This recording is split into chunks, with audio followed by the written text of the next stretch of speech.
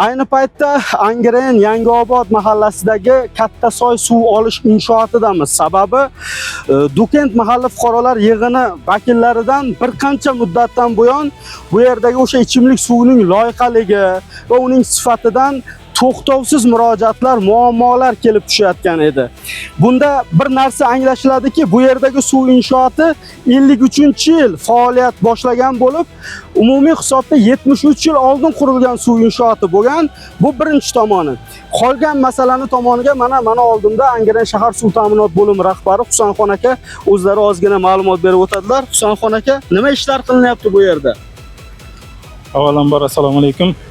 Bu Yangiobod suv olish inshootimizda 1953-yil ishga tushirilgan qurib, hozirgi kunda aholining haqli e'tirozlari kelib chiqyapti. Haqiqatan yog'ingarchilik ko'p bo'lganda tog'li hudud. Bu tog'li hududda bilas suv tez loyihalanadi, yog'ingarchilik ko'p bo'ladi.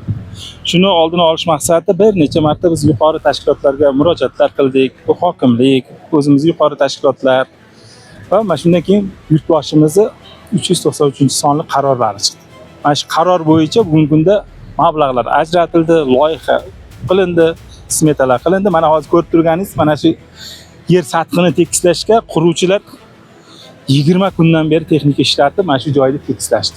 Bu joyda ikkita 1,5 ming kublik suv saqlash, suv tindirgichlar quriladi. Va shundan keyin o'ylaymanki, aholimizga tindirilgan, tozalangan, sifatli suv yetkazib berish yo'lga qo'yamiz.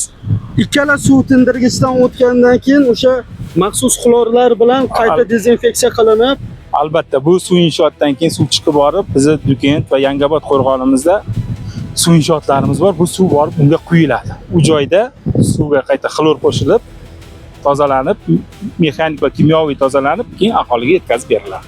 Demak, adashmasam oldingisi 100 kubalikmi? Oldingisi 100 kubalik bo'lgan, hozir 1,5 ming kubadan 3 ming kuba ikkita quriladi. Ha, agar demak 30 barobar kattalashtiriladi. Suv saqlash rezervuarlar qurilib, bir necha bosqichda qurilib, muammo yengillashadi. Yengillashadi. Qachon qurib bitkazilishi, foydalanishga topshirilishi rejalashtirilyapti? Shu yil sentyabr oyigacha, uzog'i sentyabr oyigacha topshiriladi. Hurmatli do'stlar, yana bir narsani alohida e'tirof etib o'tish kerak. Avvalo shu joylargacha, shu eng chekka hududlargacha aholini o'ylagan, mana bunday qurilishlar uchun mablag' bergan hurmatli prezidentimizga har qancha minnatdorchilik bildirsak arziydi. Qolaversa, joylardagi mas'ullar ham bunga shundoqligicha qarab turishgani yo'q. Men shuni aytish uchun mana bugun o'zim shu tog'larning orasiga o'zim kelib, ko'rib, ko'zim bilan ko'rib sizlarga buni aytyapman. Bormaylar, assalomu alaykum. Yoqimli ishlar.